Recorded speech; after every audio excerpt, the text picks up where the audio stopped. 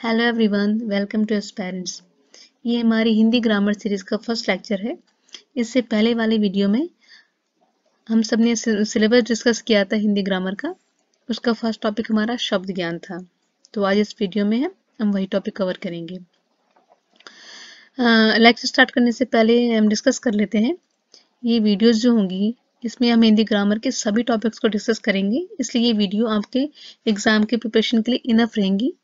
तो इसके अलावा आपको किसी भी सोर्स को रेफर करने की ज़रूरत नहीं है, सिर्फ इन वीडियोस को रेफर करना है, अच्छे से समझना है और क्वेश्चंस करने हैं। इन वीडियोस को देखने के बाद आप अपने एग्जाम में जितने भी क्वेश्चंस आते हैं उनके 80 to 90% क्वेश्चंस को सॉल्व करने की पोजीशन में होंगे। इसलिए ये वीडियोस इनफ है, इनको ध्यान से देखें और क्वेश्चंस अटेम्प्ट करें बस। तो चलिए अब करते हैं आपका लेक्चर स्टार्ट। तो ये है हमारा शब्द ज्ञान का टॉपिक प्लान, जिसमें हमने दिखा रखा है कि हम क्या क्या कवर करने वाले हैं आज। ये देखिए, फर्स्ट है आपका वर्ण। हम इसमें पढ़ेंगे वर्ण, फिर वर्णों का विभाजन है स्वर और व्यंजन में, फिर स्वरों का विभाजन है ह्रस्व, दीर्घ और प्लुत में, और फिर व्यंजनों का विभाजन है हमारा स्पर्श, अंतस्थ व्यंजन, उष्म व्यंजन, संयुक्त व्यंजन, अल्प प्राण व्यंजन और महाप्राण व्यंजन। तो हम हमारा मेन टॉपिक वर्ण है। ये हमारा मेन टॉपिक वर्ण है। फिर यहाँ पे इसका क्लासिफिकेशन देखेंगे और फिर स्वर का सब क्लासिफिकेशन देखेंगे। यहाँ पे फिर व्यंजन का सब क्लासिफिकेशन देखेंगे। तो चलिए करते हैं स्टार्ट। ये देखिए, सबसे पहले हमें पता होना चाहिए कि वर्ण की परिभाषा क्या होती है। वर्ण होता है हमारी भाषा की इकाई की, जो भाषा की सबसे छोटी इकाई होती है वो वर्ण होती है। जैसे कि आपकी भाषा क्या होती है, सबसे पहले तो ये देखिए भाषा कैसे बनती है। हमारी भाषा बनती है सेंटेंसेस से। जैसे ये देखिए, ये ये भाषा की सब, ये सेंटेंस लिखा है आपका, भाषा की सबसे छोटी इकाई ध्वनि है। ये आपकी भाषा का एक सेंटेंस है। ठीक है, भाषा क्या होती है, सबसे पहले तो ये देखिए, भाषा होती है कि हम अपने विचारों को सामने वाले व्यक्ति तक कैसे व्यक्त करते हैं, वो होती है हमारी भाषा। भाषा हमारी मौखिक हो सकती है, जैसे बोलकर, जैसे कि मेरा नाम राम है, ये मैं बोल रही हूँ, या फिर मैं लिखकर भी किसी को बता सकती हूँ कि मेरा नाम राम है। तो भाषा होती है हमारी मौखिक या लिखित। भाषा कैसे बनती है, देखिए, भाषा बनती है सेंटेंसेस से। जैसे मेरा नाम राम, एक क्या है, सेंटेंस है। और यहाँ पे देखिए, मेरा नाम और राम, ये सब क्या है, हमारे शब्द हैं ये। और शब्द कैसे बनते हैं, में और रा, ये क्या है, अक्षर है। ये जो हमारे अक्षर होते हैं इन्हीं को हम बोलते हैं वर्ण। ये देखिए यहाँ पे शब्द है, ये एक शब्द है, ये बना है श, ब और दा से, और ये श क्या है, हमारा वर्ण है। तो हम यहाँ से क्या समझ पाते हैं कि जो भाषा की सबसे छोटी इकाई होती है वो होती है हमारी वर्ण। ठीक है, इन वर्ण से बनता है एक शब्द, शब्द से बनता है एक सेंटेंस, और सेंटेंस से बनती है हमारी पूरी भाषा, वो भाषा जिससे हम अपने विचारों को सामने वालों को व्यक्त कर पाते हैं। ठीक है, तो ये हमारा वर्ण था। जैसे कि हमारी हिंदी की जो अल्फाबेट्स होते हैं हमारे, हमने पढ़ा है ए से लेकर जेड तक 26 होते हैं। उसी प्रकार से हमारे जो वर्ण में, वर्णमाला में हमारे 44 वर्ण होते हैं। इसमें से 11 स्वर होते हैं और 33 व्यंजन होते हैं। तो सबसे पहले आपको क्लियर होना चाहिए कि वर्ण क्या होते हैं। जैसे कि हिंदी के अल्फाबेट्स में ये A B C D Z तक ये होते हैं, हमारे अल्फाबेट्स होते हैं। उसी तरह हिंदी की वर्णमाला में 44 वर्ण होते हैं। ठीक है, फिर यहाँ पे होते हैं 11 स्वर और 33 व्यंजन। ठीक है, जो हमारी इंग्लिश अल्फाबेट्स होती है वहां पे मात्राएं नहीं होती हैं। तो ये जो स्वर होते हैं हमारे, ये होती है हमारी मात्राएं। जैसे कि राम, राम जो हमने लिखा है, जैसे कि ये शब्द लिखा है कहा, कहा में क, ह और आ की मात्रा लिखी है। ये जो आ की मात्रा जो है हमारी, ये क्या है, हमारा स्वर होता है। तो हिंदी में हम मात्राओं यानी स्वरों को अलग से पढ़ते हैं और व्यंजनों को अलग से पढ़ते हैं, और इसी तरह से हमारी वर्णमाला बनी हुई है। जब हम छोटे थे स्कूल में तो हमने देखा था, सबसे पहले हम पढ़ते थे स्वर, जो होते थे हमारे आ ई उ ए औ और एंड में होता था हमारा रे, जिसे बोलते हैं हम री से ऋषि बोलते थे। ये होती है हमारी सभी मात्राएं जिनसे हमारे शब्द बनते हैं। ठीक है, और फिर होते हैं हमारे व्यंजन। व्यंजन होते हैं जैसे क, ख, ग, घ, अड़ा। ये का से लेकर पूरे ज्ञ तक। ठीक है, का से लेकर पूरे ज्ञ तक होते हैं हमारे 33 व्यंजन। इसके अलावा स्वर, देखो हमने देखा स्वर और व्यंजन, इसके अलावा 3 चीजें और पढ़नी है हमें, वो होते हैं हमारे अनुस्वर। अनुस्वर होता है हमारा, ये छोटी जो बिंदी होती है ना, इसको बोलते हैं अनुस्वर। जैसे कि ये शब्द देखिए आप, अंश, अंश में जो न की जो ध्वनि आ रही है अंश बोलने में, आप खुद उच्चारण करके देखिए, अंश, अंदेशा, संपदा, हंस, ये जो बिंदु होता है हमारा, इसे बोलते हैं अनुस्वर। अब तक ये बिंदु का आपको पता रहा होगा, परंतु इसको अनुस्वर बोलते हैं ये नहीं पता था, तो आप ध्यान रखिए, ये होता है हमारा अनुस्वर। फिर होता है हमारा चंद्र बिंदु। चंद्र बिंदु देखिए कौन कौन से शब्द में यूज होता है, हंसना, धुआं, चांद, ठीक है, तो इस चंद्र बिंदु को बोलते हैं अनुनासिक। फिर थर्ड हमारा विसर्ग। ये जो विसर्ग होता है, कोई भी जैसे शब्द होता है हमारा, या फिर शब्द या फिर हमारा कोई भी अक्षर के पीछे जो 2 बिंदु लगते हैं, ये 2 डॉट वाले बिंदु, ये होते हैं हमारे विसर्ग। इनको बोल सकते हैं मनः स्थिति। इसका उच्चारण है मनः स्थिति, अधः गति, दुख। अब तक आप दुख को बिना इन बिंदुओं के लिखते आए होंगे, परंतु दुख का सही स्पेलिंग ये होता है, देखिए। तो इस यहाँ पे हमने पढ़ा है वर्ण की डेफिनेशन, फिर वर्ण को विभाजन किया जाता है स्वर में और व्यंजन में, और फिर हमने देखा स्वर और व्यंजन क्या होते हैं, ठीक है। अब देखिए, अब हमने पीछे पढ़ा हमारा स्वर, स्वर थे 11 प्रकार के। अब इन स्वरों का सब क्लासिफिकेशन देखेंगे हम नेक्स्ट स्लाइड में। ये देखिए, स्वर फर्स्ट, सेकंड और थर्ड 3 तरह के होते हैं। ये होते हैं ह्रस्व स्वर। ह्रस्व का मतलब होता है जिनमें छोटी मात्रा हो, या फिर जिनको बोलने में कम समय लगता हो। इसमें केवल 4 होते हैं हमारे, जैसे हमारे 11 स्वर थे, उनमें से जो 4 होते हैं वो ये होते हैं, अ, ई, उ और री। ये सिंगल मात्रा वाले होते हैं, ये हमारे ह्रस्व स्वर होते हैं, उन्हें बोलने में कम समय लगता है। अब दूसरा होता है दीर्घ स्वर। आपको चीजों को कॉम्प्लिकेट नहीं करना है। ये देखिए, इन जो शब्द जो लिखा है इसी के अंदर इसका मीनिंग छुपा होता है, तो आपको याद करने की जरूरत ही नहीं है यहाँ पर। दीर्घ, दीर्घ का मतलब है कोई भी चीज उच्च हो, बड़ी हो, तो यहाँ पे दीर्घ से हमें क्या समझ में आता है, जहाँ पे बड़ी मात्रा हो, यानी बड़ी मात्रा का मतलब है कि 2 मात्राओं के योग से जो बनी हो। जैसे कि ये देखिए, आ बना है हमारा इस आ से प्लस आ से, ये आ बना है हमारा अ प्लस आ से। इसी प्रकार ये हमारा ई है, इसी प्रकार ये ऊ है, और ये ए है, और ये ओ और ओ। तो आपको यहाँ पे कंफ्यूजन नहीं होना चाहिए। आपको ऐसा लग सकता है कि ये छोटा वाला जो ए है और ये ओ, ये हर स्वर में आना चाहिए था, परंतु नहीं। ये हमारा जो ए है ना, ये देखिए, ये ए हमारा बना है अ प्लस ई से, और ये जो बड़ा ए है ना, ये बना है अ प्लस ए से। ऐसे ही ये ओ है, ये बना है हमारा अ प्लस ऊ से। ओके, तो यहाँ पे ये 2 मात्राओं के योग से जो बनते हैं और जिन्हें बोलने में 2 मात्राओं के जितना समय लगता है, वो होते हैं हमारे दीर्घ स्वर। उसी प्रकार से थर्ड, ये प्लुत, ये थोड़ा आपको याद करना होगा। प्लुत का मतलब होता है जिन्हें बोलने में 3 मात्राओं का समय लगे, और जो 3 मात्राओं के योग से बने वो होते हैं हमारे प्लुत स्वर। ये देखिए, उच्चारण में 1 मात्रा का 3 गुना समय लगता है। ये नाटकों के संवाद में होते हैं, जैसे कि थोड़ी आहा, हाय, ओम, इस टाइप के होते हैं, हे राम, मतलब जिन्हें थोड़ा सा खींच के किसी चीज को बोलते हैं, 3 मात्राओं का समय लगता है, वो होते हमारे प्लुत स्वर। ओके, ये हमारा स्वरों का वर्गीकरण था। इसमें हमने पढ़ा ह्रस्व, फिर दीर्घ, और फिर देखा हमने प्लुत स्वर। अब देखिए आगे चलते हैं। ये स्वरों का वर्गीकरण था। ये स्वरों का वर्गीकरण दो प्रकार का है।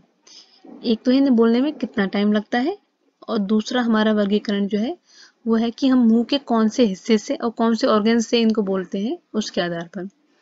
ये देखिए, मैंने आपको पहले भी कहा था कि आपको चीज़ों को कॉम्प्लिकेट नहीं करना है, बल्कि इजी लेते हुए समझना है। जैसे कि शब्दों से इनका मीनिंग निकालना है, याद करने की कोशिश नहीं करनी, समझना है चीज़ों को। ये देखिए, कंठ है, कंठ से हमें समझ में आता है कि जिसका उच्चारण कंठ से हो रहा हो।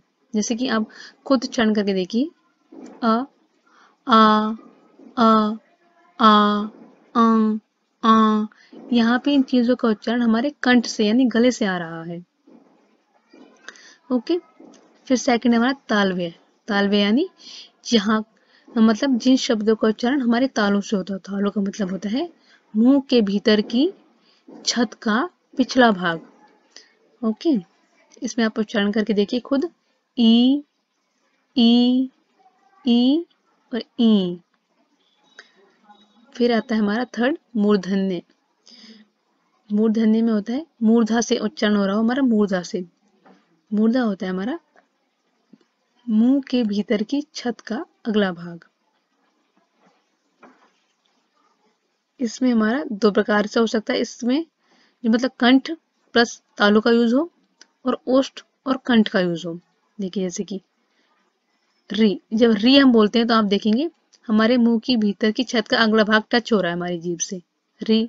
ठीक है, देखिए कंठ प्लस तालु में कंठ और तालु दोनों से यूज होंगी, मतलब इन दोनों का यूज करके, कंठ का और तालु का यूज करके हमारे जो ये जो अक्षर है ये बोले जाएंगे। देखिए ए और ए, कंठ से आवाज आ रही है और तालु से भी आवाज आ रही है हमारी। और ओष्ठ और कंठ, ये देखिए ओ, ओ। ये जो ओ बोल रही है इसमें हमारी होठों की शेप गोल हो रही है और आवाज आ रही है कंठ से, तो ये हमारे कंठोष्ठ है, कंठ और ओष्ठ। ये हमारे कंठ तालव्य है, कंठ और तालु। ओके, फिर फोर्थ हमारे ओष्ठ है। ओष्ठ से देखने से ही पता चल रहा है कि मतलब जिनका उच्चारण हमारे ओष्ठों से होता हो, ये हमारे ओष्ठों की शेप में चेंज होता हो, जैसे कि उ और उ। तो यहाँ पे हमने देखा कंठ, तालव्य, मूर्धन्य और ओष्ठ। ये था हमारा स्वर्गों का वर्गीकरण। स्वर्गों के वर्गीकरण हमने देख लिया। हमारे प्लुत स्वर थे, दीर्घ थे और ह्रस्व स्वर थे, और फिर उसमें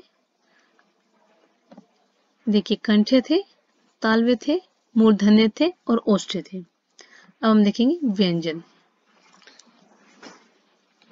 व्यंजन होते हैं हमारे स्वर की सहायता से बोले जाने वर्ण व्यंजन कहलाते हैं। मतलब जो हमारे स्वर थे वो इंडिपेंडेंट थे।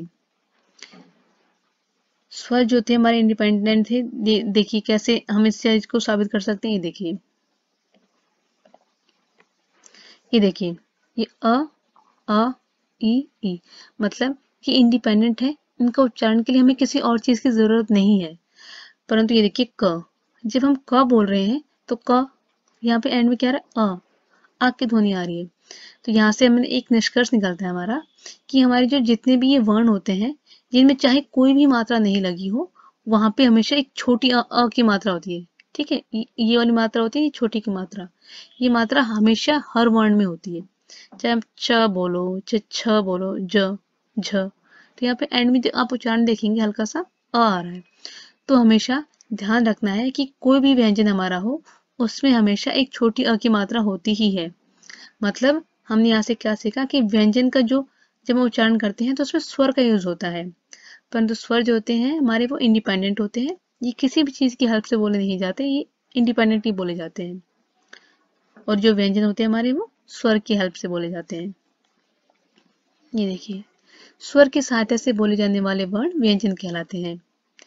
प्रत्येक व्यंजन के उच्चारण में अस्वर मिला होता है। जो मैंने अभी आपको समझाया ये वही बात है। अब देखिए, अ के बिना व्यंजन का उच्चारण संभव नहीं है। कोई भी व्यंजन आपका हो, चाहे क हो, चाहे ख हो, चाहे टा हो, ड हो, कुछ भी हो, तो उनमें अ के बिना उसके उच्चारण संभव नहीं है।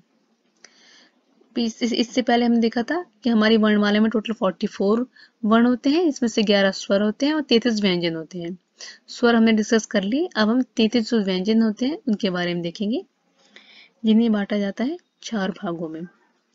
फर्स्ट होते हैं हमारे स्पर्श व्यंजन।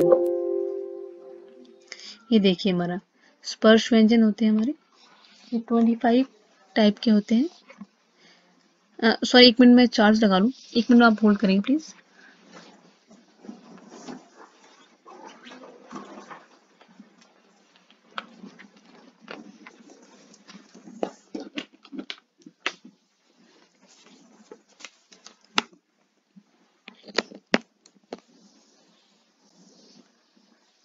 ये देखिए, जो व्यंजन होते हैं हमारे, फर्स्ट है हमारा स्पर्श व्यंजन, सेकंड है अंतस्थ व्यंजन,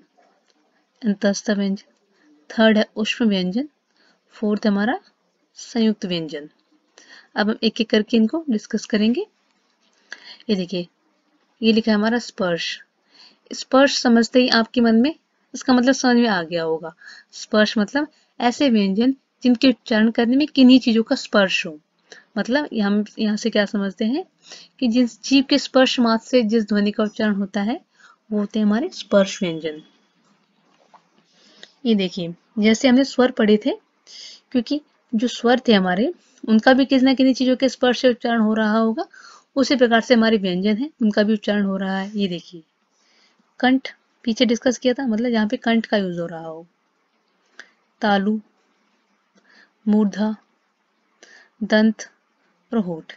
ये देखिए, हमारी जो वर्णमाला है ना वो ऐसे ही नहीं बनी है, उसके पीछे पूरे लॉजिक्स लगे हैं। जैसे कि जो कंठ से जिनका उच्चारण होता है ना, वो देखिए वो एक ही वर्ण में रखे गए हैं, सारे एक ही लाइन में, क ख ग घ ड़। आप खुद उच्चारण करके देखिए, इन सबका उच्चारण करने पर आप पाएंगे कि इनका उच्चारण आप कंठ से कर रहे हैं। ओके, ये देखिए। अब सेकंड हमारा तालु। तालु में देखा था हमारी जो मुंह है उसकी छत का पिछला भाग। जैसे देखिए, च, छ, ज, झ, अंग। यहाँ पे हमने क्या समझा कि ये जो सेकंड वाला जो लाइन है, इसकी जो सभी वर्ण है उनका उच्चारण जो है तालु से हो रहा है। ऐसे देखिए, मूर्धा, ट, ठ, ड, ढ, ण। हम देखेंगे हमारी मुंह की छत का अगले वाला भाग हमारी जीभ से स्पर्श हो रहा है, उसे बोलते हैं मूर्धा। तो ये सारे ट वर्ग वाले, सारे मूर्धा वाले एक ही लाइन में आते हैं, ट वाली लाइन में। ऐसे आप देखेंगे दंत, त, त बोलने पर त, थ, द, ध, न। इन सभी का उच्चारण करने पर हम पाएंगे हमारी जीभ का जो मतलब हमारी जीभ है वो हमारे दांतों से टकराती है। अब देखेंगे ओठ, ये ओठ वाले हैं। प, देखिए हमारे होठ आपस में टकरा रहे हैं, प, फ, ब, भ और म। तो ये हमारी वर्णमाला एक एक ऑर्डर, एक सीक्वेंस से बनाई गई है कि सारे एक टाइप के एक ही लाइन में आ जाए। जैसे कंठ वाले सारे एक लाइन में हैं, तालु वाले एक लाइन में, मूर्धा वाले एक लाइन में, दंत वाले एक लाइन में, होठ वाले एक लाइन में। अब देखिए, यहाँ पे नोट में है, स्पर्श व्यंजन के प्रत्येक वर्ग के अंतिम वर्ण को ण, ण, ण, न, म को अनुनासिक कहते हैं।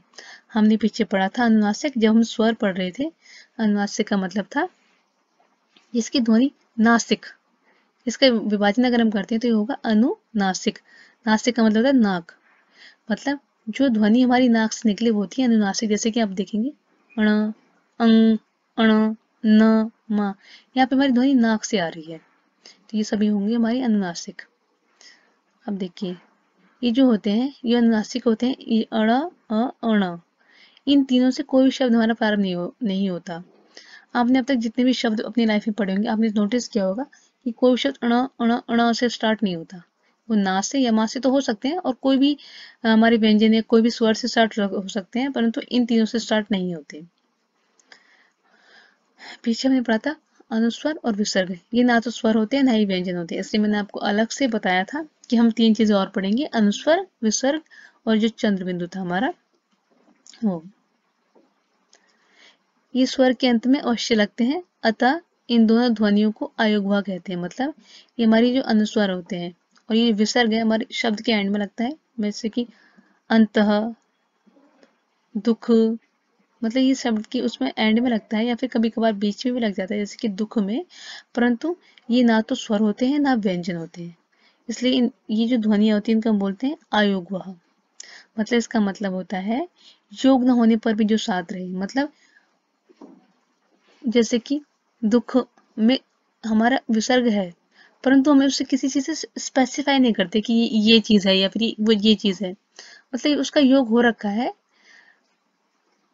मतलब उसको अलग से एडिशन में नहीं कहते हम, मतलब वो साथ में उसकी चलती है। मतलब योग ना होने पर भी जो साथ रहे वो होते हमारे अयोगवा।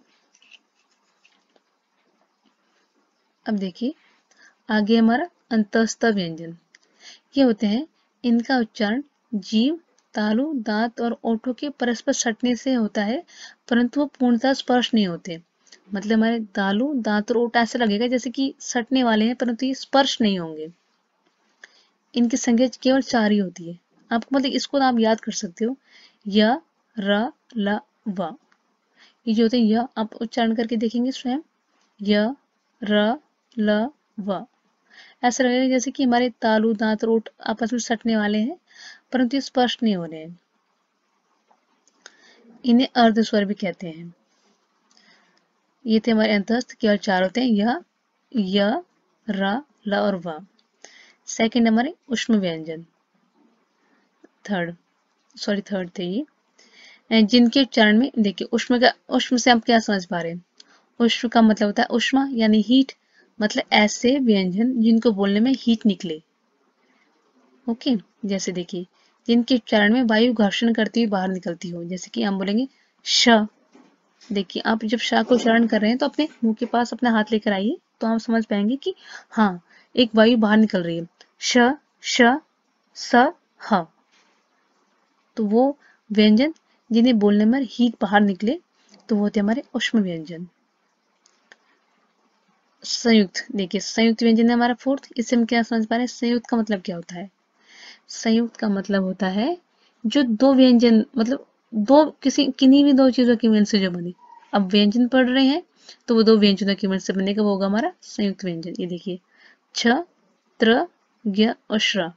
ये जब हमने स्टार्टिंग में हमारी जो सेकंड स्लाइड थी वहां पे हमने देखा था व्यंजन में जो एंड वाले जो होते हैं छ, त्र, ज्ञ, श्र, ये दो व्यंजनों की मेल से बनते हैं। देखिए छ, देखिए छ, छ जब बोलते हैं तो ये बनता है हमारा क और श से। ये थोड़ा याद करने की चीजें हैं, वैसे भी आप थोड़ा दिमाग लगाएंगे तो हम समझ भी सकते हैं। कोई भी देखिए त्र, त्र कैसे बनेगा, त प्लस र से। ज्ञ बनेगा हमारा ज और अंग से, अंग। श्र बनेगा हमारा श और र से। तो संयुक्त व्यंजन वो होते हैं जो दो व्यंजनों की मेल से बने। तो हमारी वर्णमाला में ये 4 होते हैं। इसी तरह हमारे अंतस्थ व्यंजन भी 4 हैं, य, र, ल, व। हमारे उष्ण व्यंजन है वो भी 4 है। ओके, अब इसके अलावा व्यंजनों की दो भेद और हैं। फर्स्ट है अल्प प्राण, सेकंड है महाप्राण। अल्प प्राण से हम समझ पा रहे हैं अल्प, मतलब इसमें अल्प अल्प को, मतलब कोई भी चीज को अल्प करना पड़े। अल्प मतलब कम, कम प्राण जिससे लगाना पड़े, मतलब जिसको बोलने में कम श्रम करना पड़े, यानी कम मेहनत करनी पड़े, वो होते हमारे अल्प प्राण। और महाप्राण से हम समझ पा रहे हैं जिसे बोलने में ज्यादा मेहनत करनी पड़े। ये देखिए इनको याद करने का तरीका होता है कुछ। ये देखिए जो हमारी प्रत्येक लाइन होती है उसका पहला, तीसरा और पांचवा अंतस्थ वर्ण होते हैं, और जो दूसरा और चतुर्थ तथा उष्म वर्ण जो होते हैं वो महाप्राण व्यंजन कहे जाते हैं। जैसे कि एग्जाम्पल देखिए क, जो क वाली लाइन है उसको आप उच्चारण करिए, क्या होती है क, ख, ग, घ, ड़। तो क फर्स्ट है, ग थर्ड है, ओड़ा पांचवा है। तो मतलब हमने यहाँ पे क्या समझा कि कोई भी जो लाइन है उसमें जो ऑड नंबर्स में जो आएंगे वो होंगे हमारे अल्प प्राण। फर्स्ट नंबर वाला क, थर्ड नंबर ग, फिफ्थ नंबर वाला ड। ऐसे च वाली लाइन देखिए च, छ, ज, झ, ण। देखिए च, छ सेकंड है तो वो नहीं आएगा, जाएगा, फिर झ नहीं आएगा, फिर ण आएगा जो 5 नंबर का है।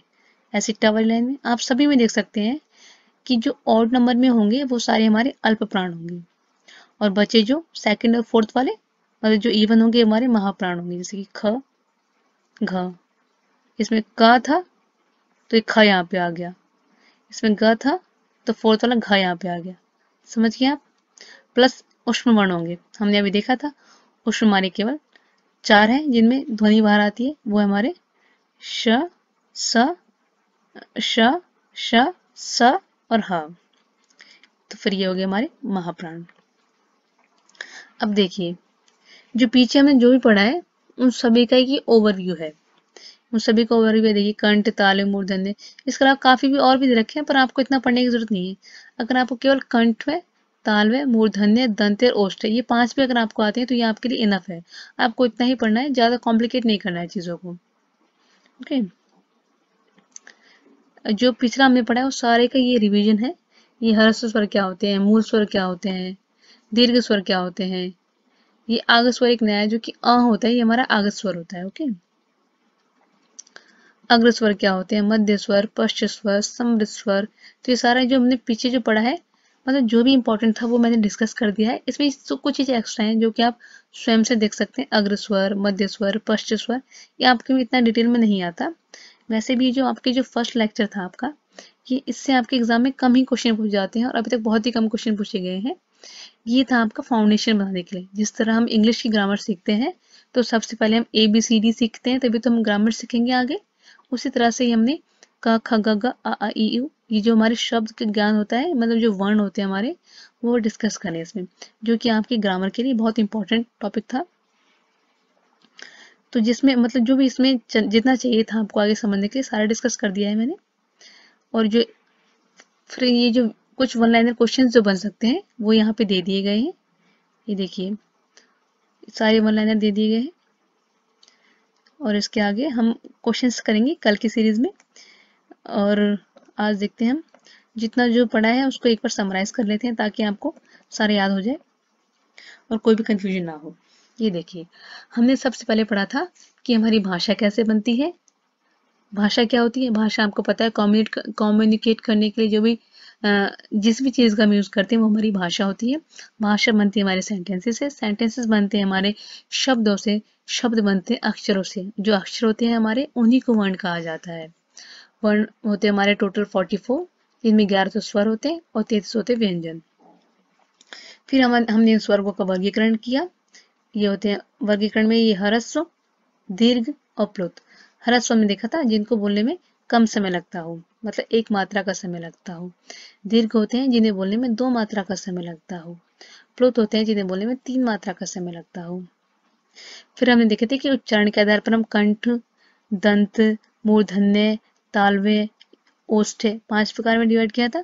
कंठ जिसमें कंठ से आवाज निकले, मूर्धन्य जिसमें होता है हमारे मुंह की छत के अगले भाग से आवाज निकले, तालव्य में होता है हमारे मुंह की छत के पिछले भाग से आवाज निकले, ओष्ठ्य में होता है हमारे ओष्ठों की शेप चेंज हो बोलने में, दंते में होता है हमारी जीभ जब दंतों से टकराए तो वो होते हमारे दंतव्य।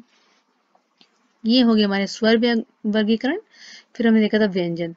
व्यंजन में हमने देखा था स्पर्श व्यंजन। स्पर्श व्यंजन मतलब स्पर्श मतलब होता है कि हमारी जीभ जो हमारे मुंह के किसी भी और ऑर्गन से टच होती है तब जो ध्वनि निकलती है वो होती है हमारी स्पर्श व्यंजन। जिस तरह से हमने इसमें देखा था कंठ, दंत, तालव्य, मूर्धन्य, ओष्ठ्य, ये 5 प्रकार इसमें पढ़े थे। अंतस्थ हमने पढ़े थे, फिर ओष्ठ पढ़े थे और फिर पढ़े थे संयुक्त व्यंजन। जो अंतस्थ होते हैं इसमें लगता है कि हमारे दांत और ओठ और जीभ टकराएंगे परंतु पूरी तरह टकराते नहीं है, तो वो होते हैं अंतस्थ। ये 4 होते थे। फिर हमने देखे थे ऊष्म व्यंजन, ये भी हमारे 4 थे। फिर थे संयुक्त व्यंजन, ये थे ये थे हमारे श, स और ह। ये थे हमारे य, र, ल और व। ऊष्म व्यंजन वो होते हैं जिनको बोलने में हीट बाहर आई। संयुक्त व्यंजन वो होते हैं जो किन्हीं भी 2 व्यंजनों के मेल से बने, जैसे कि छ, त्र, ज्ञ, श्र हमने देखा था। और फिर उसके बाद हमने देखा था अल्प प्राण और महाप्राण। अल्प प्राण वो होते हैं जिनको बोलने में कम मेहनत करनी पड़े, मतलब इनको पहचानने का तरीका होता है हमारी जो क की जो सीरीज है, मतलब कोई भी हमारा जो वर्ण होगा उसकी जो सीरीज होगी उसमें जो फर्स्ट, थर्ड और फिफ्थ यानी जो इवन पोजीशन पे जो आते हैं वो होते हैं हमारे अल्प प्राण। ये देखिए ये इसमें फर्स्ट पे, थर्ड पे और फिफ्थ पे जो आएंगे होंगे हमारे अल्प प्राण, और जो सेकंड पे और फोर्थ पे जो आएंगे वो होंगे हमारे महाप्राण। इसके अलावा हमारे जो उष्म होते हैं ना, उष्म वाले ये होते हैं हमारे, ये भी हमारे महाप्राण होते हैं। ठीक है, तो हमने पढ़ लिया अल्प प्राण और महाप्राण। इसके अलावा कुछ वन लाइनर क्वेश्चन जो बनते हैं वो स्लाइड के एंड में आपको दे दी जाएंगी और क्वेश्चन हम करेंगे नेक्स्ट स्लाइड में। तो आज की वीडियो में इतना ही था। तो चलिए फिर वीडियो को ज़्यादा लंबा ना करते हुए यहीं समाप्त करते हैं। मिलते हैं नेक्स्ट क्लास में, तब तक के लिए बाय बाय।